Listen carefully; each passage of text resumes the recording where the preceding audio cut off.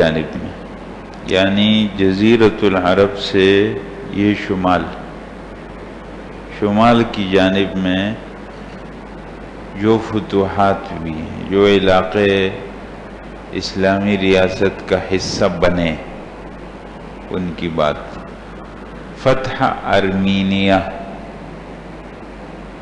اور فتح عموریہ اور فتح قبرص، 3، 24، 25، 28 ہجری کی یہ واقعات حضرت عثمان رضی اللہ تعالیٰ عنہ کے دور۔ یہ آپ کو نظر آ رہا ہے، یہ جو پیلا جیسا رنگ ہے، یہ اسلامی ریاست رسول اللہ صلی اللہ علیہ وسلم کے زمانے میں۔ پھر اس کے بعد تھوڑا سا اوپر کی جانب میں یہ حضرت ابوبکر کا زمانہ، پھر یہ جو ہرا اس کے ساتھ جمع ہو گیا ہے، یہ سب حضرت عمر کے دور میں آیا۔ اس ہرے کے ساتھ جو اور رنگ شامل ہو گیا ہے، جیسے نیلے آسمانی کی طرف، یہ حضرت عثمان رضی اللہ تعالیٰ عنہ کے دور میں اسلامی ریاست کا حصہ بنا۔ ارمینیہ آپ کو نظر آ رہا ہے، آزاد ریاستوں میں آج بھی ایک ملک ہے ارمینیہ کے نام سے۔ یہ حضرت عمر رضی اللہ تعالیٰ عنہ کے دور میں فتح ہوا، لیکن بعد میں یہاں پھر بغاوت ہو گئی، اور اصل بات یہ تھی کہ فارس کی حکومت تھی ایران کی، آج کا ایران نہیں، اس وقت ایران بہت بڑا تھا، آدھی دنیا پر اس کی حکومت تھی، اس لیے وہ اس طاقت میں تو نہیں تھے کہ سامنے آتے کھل کر، اس لیے وہ سازشیں کرتے، اور جو سازش کرنے والے، جو آگے آنے والے لوگ ہوتے، ان کی پشت پر رہ کر وہ کام کرتے۔ تو ان علاقوں میں بھی روم کی طرف سے یہاں ایک لوگ آئے، روم کی طرف سے ان کی مدد کے لیے۔ شمال کی جانب میں پورے علاقے کے ذمہ دار گورنر حضرت معاویہ رضی اللہ تعالیٰ عنہ تھے۔ تو حضرت معاویہ نے حضرت عثمان کو خط لکھا، امیر المؤمنین کو۔ یہاں روم کی بات ہے، میں نے ایران کی بات کی، روم کی بات ہے، ایرانی حکومت کی بات تو ہو گئی، وہ مشرق کی جانب میں تھے۔ حضرت عثمان نے ان کے لیے مدد بھیجی۔ حبیب ابن مسلمہ ایک قائد گئے ہیں یہاں پر، اور کوفہ کی جانب سے ولید بن عقبہ جو وہاں کے گورنر تھے، انہوں نے مدد بھیجی۔ اس طریقے سے ارمینیہ کے اندر رومیوں کی اس سازش کو ناکام بنائے، اور ارمینیہ کا پورا علاقہ یہ بالکل یہاں سازش ناکام ہو گئی، یہاں امن آ گیا، یہاں کے رہنے والے لوگوں سے حضرت عثمان نے ایک معاہدہ کیا۔ یہاں ایک واقعہ آپ کے سامنے انشاءاللہ آئے گا۔ ارمینیہ جب فتح ہوا تو اس فتح کے اندر ایک صحابی ہیں حضرت حذیفہ، یہ رسول اللہ صلی اللہ علیہ وسلم کے رازدان ہیں، یعنی آپ علیہ السلام نے ان کو راز کی باتیں بتائی تھی۔ وہ راز کی باتیں کیا تھی کہ مدینہ منورہ میں کچھ لوگ منافق تھے، جو اپنے آپ کو مسلمان ظاہر کرتے تھے، اندر ان کی ہمدردیاں یہودیوں کے ساتھ، کفار کے ساتھ اور اسلام کے وہ خلاف تھے۔ جب ان کو موقع ملتا وہ کام کرتے تھے۔ ایک دفعہ انہوں نے رسول اللہ صلی اللہ علیہ وسلم کی شہادت کا بھی سازش بنائی۔ جب آپ علیہ السلام تبوک سے واپس ہو رہے تھے تو کچھ لوگ اس طرح اپنے حجاب لگا کر کے، اپنے چہرے چھپا کر کے ایک درے کے اندر بیٹھے ہوئے تھے۔ رسول اللہ صلی اللہ علیہ وسلم حضرت عمار اور حضرت حذیفہ کے ساتھ آ رہے تھے، اکیلے تھے، نظر پڑ گئی تو حضرت عمار ان لوگوں کے پیچھے بھاگے اور ان کو آواز دی، کہا الیکم اعداء اللہ، اللہ کے دشمنوں تم رک جاؤ۔ وہ بھاگ گئے۔ رسول اللہ صلی اللہ علیہ وسلم کے پاس اس موقع پر حضرت حذیفہ رہ گئے۔ آپ علیہ السلام نے حضرت حذیفہ کو سب نام بتائے، فرمایا مدینے میں فلانا فلانا آدمی منافق۔ حضرت عمر رضی اللہ تعالیٰ کا جب دور آیا تو حضرت عمر رضی اللہ تعالیٰ کا یہ طریقہ تھا کہ جب جنازے کی نماز ہوتی مدینہ منورہ میں تو حضرت عمر رضی اللہ تعالیٰ دیکھتے تھے کہ اس جنازہ میں حذیفہ ہے یا نہیں۔ اگر حذیفہ شریک ہوتے تو جنازہ پڑھا دیتے،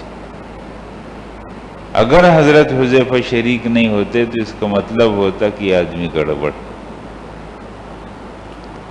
ایک دفعہ حضرت عمر نے ان سے پوچھا، فرمایا حذیفہ میں آپ سے یہ نہیں کہتا کہ مجھے ان منافقین کی پوری فہرست بتاؤ، نام بتاؤ، صرف اتنا بتا دو کہ اس میں عمر کا نام تو نہیں۔ حضرات دیکھ رہے ہیں، جو آدمی جتنا بڑا ہوگا اتنا وہ فکر مند ہوگا۔ بہرحال تو اس آرمینیا کے فتح میں حضرت حذیفہ بھی تھے، اور یہاں سے جب واپس ہوئے ہیں تو انہوں نے آ کر کے حضرت عثمان کو پھر ایک مشورہ دیا، اور پھر اس مشورے کے نتیجے میں ایک کام ہوا، وہ میں بعد میں بتاؤں گا، لیکن صرف اتنا آپ کے ذہن میں رہے یہ واقعہ کہ یہاں سے واپسی ہوئی تھی۔ آرمینیا فتح ہو گیا مکمل، یہ بات ختم۔ اب آپ دیکھ رہے ہیں حضرات، عموریہ ایک علاقہ ہے شام کی جانب میں، عموریہ، یہاں پر گئے تھے صحابہ کرام، یہ اس کی تفصیل ہے۔ یہ بھی شام کی جانب ایک علاقہ ہے۔ یہ علاقہ بھی حضرت معاویہ رضی اللہ تعالیٰ عنہ گئے ہیں اور اس علاقے کو فتح کیا اور اسلامی ریاست کا حصہ بنا۔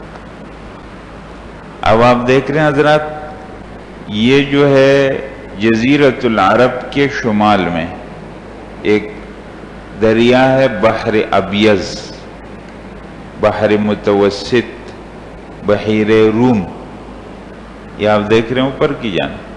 اس کے بیچ میں ایک جزیرہ ہے، اس جزیرے کا نام قبرص ہے۔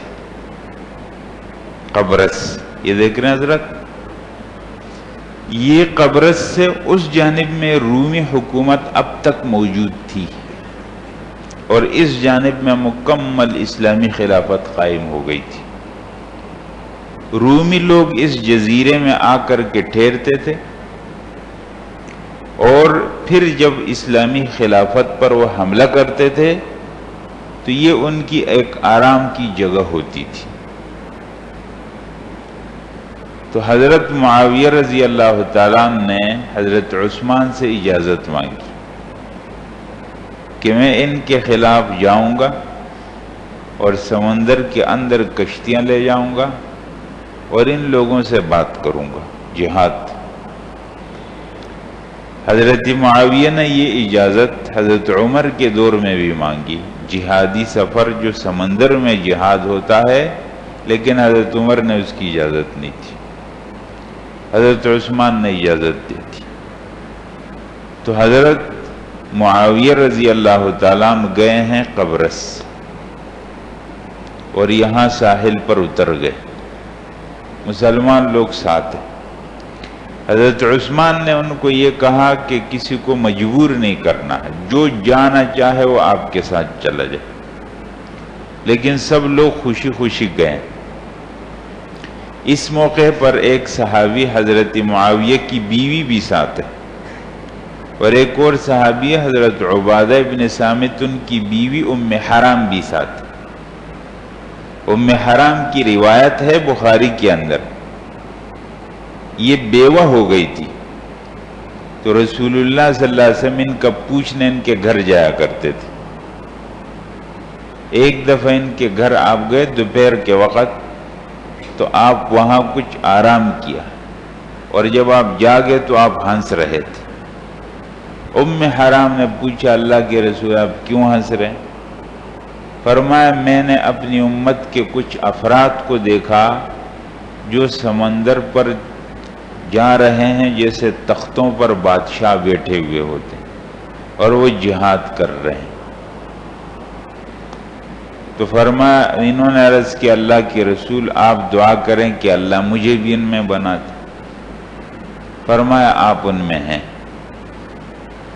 پھر آپ علیہ السلام سو گئے، پھر جاگے، پھر وہی بات کی، نہ کہا اللہ کے رسول آپ دعا فرمائے اللہ مجھے بھی ان سے بنا۔ فرمایا آپ پہلے والوں سے۔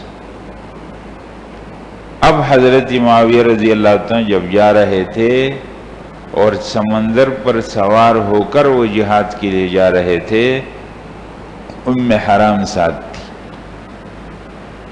اور جب یہ اس جزیرے میں اترے ہیں قبرص کے، اور یہ اپنے اس جو ان کے پاس سواریاں تھیں کشتیاں یا جو جس قسم کا بھی، اس سے اتر گئے تو یہ اپنی سواری سے گر گئی، اور وہیں ان کا انتقال ہو گیا، وہیں ان کی قبر بھی بن گئی۔ المرأۃ الصالحہ، قبر المرأۃ الصالحہ۔ اور ابن کثیر تاریخ میں یہ بات بھی لکھی ہے کہ وہاں کے لوگ بارش کی دعا کرتے تھے ان کے وسیلے سے، کہ ایک صالح عورت ہے یہاں پر، ان کے وسیلے سے علاقے والوں پر بارش ہو جائے۔ تو یہاں پر گئے، جب مسلمان لوگ یہاں پہنچے تو حضرت معاویہ نے ان کو پیغام بھیجا، جزیرے والوں کو، فرمایا کہ ہم آپ سے لڑنا نہیں چاہتے، ہم کو آپ لوگوں سے صرف ایک تکلیف ہے کہ روم والے آپ کے علاقے کو ہمارے خلاف استعمال کرتے ہیں، تو آپ آئندہ ایسا مت کرو، اپنے علاقے کو ان کے لیے استعمال ہونے مت دو۔ انہوں نے اس کو کوئی جواب نہیں دیا اور اپنے قلعوں کے اندر بند ہو گئے۔ مسلمان لوگ گئے اور ان کا محاصرہ کر دیا، اور جب جنگ شروع ہو گئی اور بالکل وہ محاصرے میں آ گئے تو انہوں نے پیغام بھیج دیا کہ ہم صلح کرتے ہیں۔ تو حضرت معاویہ نے ان کے ساتھ صلح کی۔ صلح میں یہ بات طے ہوئی کہ اس جزیرے کے لوگ رومیوں کے لیے استعمال نہیں ہوں گے، ہم ان کے ساتھ ان کا دفاع بھی نہیں کریں گے، اور یہ سال کے اندر جو ٹیکس ہے وہ ادا کریں گے۔ یہ باتیں طے ہوئی، ہماری طرف سے ان کے لیے امان ہے، ہم ان کے کاموں میں کچھ مداخلت نہیں کریں گے۔ اس طریقے سے صلح ہو گئی، مسلمان لوگ واپس آ گئے، قبرص والے اپنی جگہ پر رہ گئے۔ لیکن بعد میں رومیوں کی طرف سے ایک بہت بڑی ان کی طاقت قوت آئی، اور قبرص والوں کو مسلمانوں کے خلاف دوبارہ انہوں نے مجبور کیا، استعمال کی۔ پھر مسلمانوں کی طرف سے شام سے عکا دیکھ رہے ہیں، یہ ایک بندرگاہ، یہاں سے بھی گئے ہیں، اور اسکندریہ مصر سے بھی مسلمان گئے، اور اب یہاں قبرص والوں کو خوب ٹھیک کیا ہے، مارا، اب ان کو ان کے جرم کی سزا دی، اور اب اس پورے علاقے کو مسلمانوں نے اپنی تحویل میں لیا۔ اور حضرت معاویہ رضی اللہ تعالیٰ نے دیکھ رہے ہیں شام میں ایک علاقہ ہے بعلبک اس کا نام، حضرت معاویہ نے بعلبک سے لوگوں کو لا کر یہاں آباد کیا تاکہ آئندہ یہ علاقہ مسلمانوں کے خلاف استعمال نہ ہو جائے۔ تو یہ فتوحات حضرت عثمان کے دور میں ہوئی۔ اب مغرب کی طرف جاتے ہیں، مصر کی جانب، فتح اسکندریہ، فتح افریقہ، فتح نوبہ، اور معرکہ ذات السواری، یہ 4 بڑے بڑے معرکے ہیں۔ یہ آپ دیکھ رہے ہیں جزیرۃ العرب سے مغرب کی جانب میں مصر، اس میں بالکل بحیر روم کے کنارے ساحل پر اسکندریہ علاقہ ہے۔ اسکندریہ آپ دیکھ رہے ہیں بالکل کنارے پر، وہ اوپر۔ اسکندریہ میں اب تک رومی طاقت تھی، اگرچہ واقعی پورے مصر پر مسلمانوں کا قبضہ تھا۔ حضرت عمر کی شہادت کی خبر جب کافروں کو پہنچی تو ان میں پھر کچھ حوصلہ پیدا ہوا، اس لیے پیچھے سے روم کی طرف سے مدد آئی سمندر کے راستے سے، اور ان کا ایک آدمی منویل اس کا نام لکھا، وہ اسکندریہ سے نکلا اور مصر کے اندر بڑھتا ہوا آیا، اور مصر میں اس نے خوب لوٹ مار کی۔ یہ اسکندریہ ہے، وہ ہوتا ہوا آگے پہنچا ہے، یہ علاقے تک پہنچا ہے نیچے۔ حضرت عمرو بن العاص رضی اللہ تعالیٰ عنہ اس زمانے میں مصر کے گورنر تھے۔ لوگوں نے ان سے مدد کے لیے کہا، انہوں نے فرمایا ان کو آگے آنے دو اور ان کو خوب لوٹ مار کرنے دو، تاکہ مصری لوگوں کے دلوں میں ان کی نفرت بیٹھ جائے، اور مصری لوگ پھر ہم جب کام کریں تو ہمارے ساتھ ہو جائیں۔ مسلمان لوگ جہاں بھی گئے ہیں وہاں کے لوگوں کو امن، وہاں کے لوگوں کو ان کی عزت، جان مال، سب چیزوں کو محفوظ بنائیں۔ جب یہ آدمی پورے علاقے کو پار کرتا ہوا نیل کے کنارے پر پہنچا تو حضرت عمرو بن العاص نے پھر کارروائی کی، اور اب جب مسلمان لوگوں نے ان کو بھگایا ہے تو اسکندریہ تک ان کو لے گئے، اور اب مصر کے عام غیر مسلم بھی مسلمانوں کے ساتھ شامل ہو گئے، حتیٰ کہ انہوں نے جا کر اسکندریہ میں پناہ لی، اور اسکندریہ کے بعد دیوار بنائی تھی، مسلمانوں نے اس دیوار کو مارا منجنیق سے، اس کو کمزور کیا، حتیٰ کہ اسکندریہ بھی ان سے لے لیا، اور یہ سمندر کے راستے سے فرار ہو کر بھاگ گئے۔ تو اسکندریہ کا جو فتح ہوا حضرت عثمان رضی اللہ تعالیٰ کے تو جب اسکندریہ فتح ہو گیا، اس کے بعد مسلمان لوگ گئے ہیں فسطاط سے برقہ کی جانب گئے۔ یہ مدینہ منورہ سے مسلمان آئے ہیں فسطاط، اور فسطاط سے پھر گئے ہیں برقہ ایک علاقہ، یہ سب افریقہ میں اب مسلمان جا رہے ہیں۔ برقہ سے آگے پھر گئے ہیں طرابلس، یہ دیکھ رہے ہیں طرابلس پہنچے۔ طرابلس میں جب مسلمان پہنچے ہیں تو یہاں ایک رومی حکومت کا کچھ حصہ اب تک تھا، اور اس کا جو بادشاہ تھا اس کا نام جرجیر تھا۔ یہاں مسلمانوں کا قائد عبداللہ ابن سعد ابن سرح ہے، عبداللہ ابن سعد، اور اب یہ مصر کا گورنر بھی ہے۔ انہوں نے اس پورے علاقے کے اندر معلومات کی، اپنے دستے بھیجے، پورے علاقے کی معلومات ان کو ہو گئی۔ اس کے بعد عبداللہ ابن سعد نے اس جرجیر کے پاس پیغام بھیجا اور اس کو اسلام کی دعوت کہ تم مسلمان ہو جاؤ، تمہارا فائدہ ہے، تمہارا علاقہ تمہارے پاس رہے۔ لیکن اس نے اس دعوت کو بہت غرور کے ساتھ ٹھکرا دی۔ جب وہ قاصد واپس ہوا تو عبداللہ ابن سعد نے پھر ان کے پاس پیغام بھیجا کہ اگر آپ اسلام کو قبول نہیں کرتے تو پھر آپ ٹیکس دینے پر راضی ہو جاؤ، اگر آپ اس پر راضی نہیں ہوتے تو میدان میں آ جاؤ۔ پھر اس کے بعد اس طرابلس سے آگے کا علاقہ ہے، یہ دیکھ رہے ہیں حضرات، اس علاقے کے اندر یہ پھر مسلمانوں اور کافروں کی جنگ ہوئی، جہاد۔ سبیتلہ علاقہ، اس سبیتلہ کے علاقے کے اندر یہ سارا معرکہ ہوا۔ یہ مسلمان لشکر ہے، مسلمان لشکر کی یہ ترتیب ہے، اور یہ سامنے سے جرجیس کی فوج۔ جرجیس نے اعلان کیا کہ مسلمانوں کا جو قائد ہے عبداللہ ابن سعد، جو اس کا سر میرے پاس لے آئے گا تو میں اس کو 1,00,000 دینار دوں گا اور اپنی بیٹی کی شادی اس سے کراؤں۔ عبداللہ ابن سعد اس موقع پر کچھ پیچھے رہتے تھے۔ پھر مسلمانوں کی مدد کے لیے مدینہ منورہ سے ایک لشکر آیا، جس میں عبداللہ بن زبیر بھی۔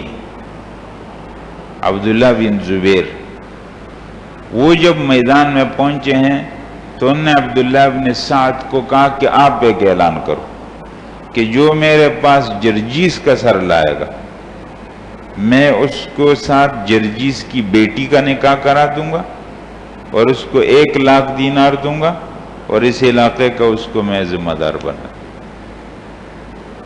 اس کے بعد جو مسلمان فوج ہے، اس کی جو ترتیب ہے وہ تبدیل ہو گئی۔ اب آپ دیکھیں، یہ آگے عبداللہ بن زبیر، اب ترتیب یوں ہو گئی۔ طریقہ یوں تھا کہ صبح سے ظہر تک لڑائی ہوتی، پھر لوگ جا کے خیموں میں آرام کرتے۔ ان کا اپنا علاقہ، مسلمان دور سے آئے ہوئے، یہ مسلسل چند دن تک ایسا چلا۔ عبداللہ بن زبیر نے آخر عبداللہ بن سعد کو کہا کہ یہ ہمارا نقصان ہے، آپ ایسا کرو کہ اسلامی لشکر کو کچھ کو بٹھا دو آرام سے خیموں میں، اور کچھ کو لگا دو ان کے ساتھ جنگ میں۔ صبح سے ظہر تک جو معمول کی لڑائی ہوتی ہے وہ آپ کراؤ۔ ظہر تک وہ معاملہ ہوا، واپس ہوئے۔ یہ لوگ سمجھے کہ بس جنگ ختم ہو گئی، کہ مسلمانوں کے وہ جو تازہ دم لوگ تھے وہ آ گئے، اور عبداللہ بن زبیر خود اندر گئے اور عبداللہ بن سعد کو کہا کہ مجھے ایک جماعت دے دو جو میری پشت پر ہو، اور میں اندر گھس کر کے اس جرجیر تک پہنچنا چاہتا ہوں۔ عبداللہ بن زبیر کی پشت پر ایک جماعت ہوئی، اور عبداللہ بن زبیر ان کی صفوں کو چیرتا ہوا اندر چلا گیا۔ وہ لوگ سمجھے شاید کوئی امن کا پیغام لا رہا ہے جو اتنے اعتماد سے آ رہا ہے۔ یہ پہنچے ہیں ان کے قریب، جرجیر سمجھ گیا ان کے ارادے، اس نے ادھر ادھر بھاگنے کی کوشش کی، لیکن عبداللہ بن زبیر نے جا کر اس پہ حملہ کیا ہے، اس کا سر کاٹ دیا اور اس کے سر کو نیزے پہ بلند۔ جب جرجیر کی فوج نے دیکھا ہے کہ اس کے جو قائد ہے اور اس کے جو سردار ہیں، ان کے کمانڈ کا حشر، ان کے حوصلے پست ہو گئے، اور یہاں جرجیر کی فوج کو شکست ہو۔ اس طریقے سے طرابلس اور یہ آگے افریقہ کا مکمل علاقہ فتح ہوا۔ یہ ہے وہ علاقہ، یہ ہے نوبہ کی زمین۔ سوڈان ہے آج، سوڈان کے پاس جو زمین ہے اس کو نوبہ کی زمین، ارض النوبہ کہا جاتا۔ یہاں پر پھر مسلمان آئے ہیں اور اس علاقے کو بھی فتح کیا ہے، یہ بھی اسلامی ریاست کا حصہ بنا۔ آگے ہے معرکہ ذات السواری۔ یہاں مسلمان لوگوں نے ایک بحری بیڑا بنائے، جہاز بنائے ہیں، اور مسلمان لوگ پھر روم کے خلاف اندر سمندر میں گئے، اور آپ دیکھ رہے ہیں وہ جگہ مسلمان لوگ وہاں گئے، وہاں رومیوں کی بہت بڑی تعداد آئی۔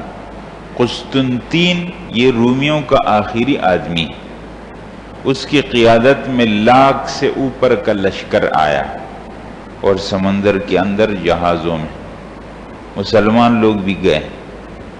جب آمنا سامنا ہوا ہے تو مسلمانوں نے ان کو کہا ہے کہ ہم ساحل پر چلتے ہیں، پھر وہاں بات ہو جائے گی، وہاں جنگ کریں گے۔ انہوں نے کہا نہیں، پانی کے اندر، اور پھر پانی کے اندر جنگ شروع ہو گئی۔ خوب جنگ ہوئی اور مسلمانوں نے خوب استقامت کا مظاہرہ کیا ہے، اور ان کے بہت لوگ مارے گئے، اور کہتے ہیں سمندر پر خون کا رنگ غالب ہو، اور رومیوں کو یہاں بھی شکست ہوئی ہے، اور قسطنطین بھاگا۔ اور ایک علاقے میں جا کر کے پہنچا ہے، پھر اس علاقے کے لوگوں نے اس کو مار دیا۔ اس طرح قیصر کا بھی خاتمہ ہو۔ آپ نے پچھلی مجلس میں پڑھا کسریٰ کا خاتمہ ہو، اب قیصر کا خاتمہ ہو گیا۔ یہ وہ دو تھے جو زمین پر خدا بنے ہوئے تھے، اللہ کی مخلوق کو اپنی بندگی پر مجبور کرتے تھے۔ رسول اللہ صلی اللہ علیہ وسلم نے اس موقع پر فرمایا تھا جب ان کی خدائی بظاہر چل رہی تھی، فرمایا جب کسریٰ ہلاک ہو جائے گا پھر کوئی کسریٰ نہیں رہے گا، اور جب قیصر ہلاک ہو جائے گا پھر کوئی قیصر نہیں رہے گا۔ اللہ کی مخلوق ایک اللہ کی بندگی کے لیے، یہاں کسی انسان کو خدا بننے کی اجازت نہیں۔ مسلمان لوگوں کا مشن دنیا میں یہ ہے کہ اللہ کی زمین، اللہ کی مخلوق، اللہ کی بندگی ہونی چاہیے، اللہ کا نظام چلنا چاہیے۔ یہ صحابہ کرام جتنے چل رہے ہیں یہی پیغام پوری دنیا میں چلا رہے، آسانی سے بھی بات چل رہی ہے، اور جو اس میں رکاوٹ بنتے ہیں ان کے ساتھ پھر جہاد ہوتا۔ تو یہ حضرت عثمان رضی اللہ تعالیٰ عنہ کا دور تھا۔ آگے اس میں دو روایتیں ہیں کہ یہ وہاں پر یہ جنگ ہوئی یا ادھر ہوئی ہے، دونوں باتیں ہیں اس میں۔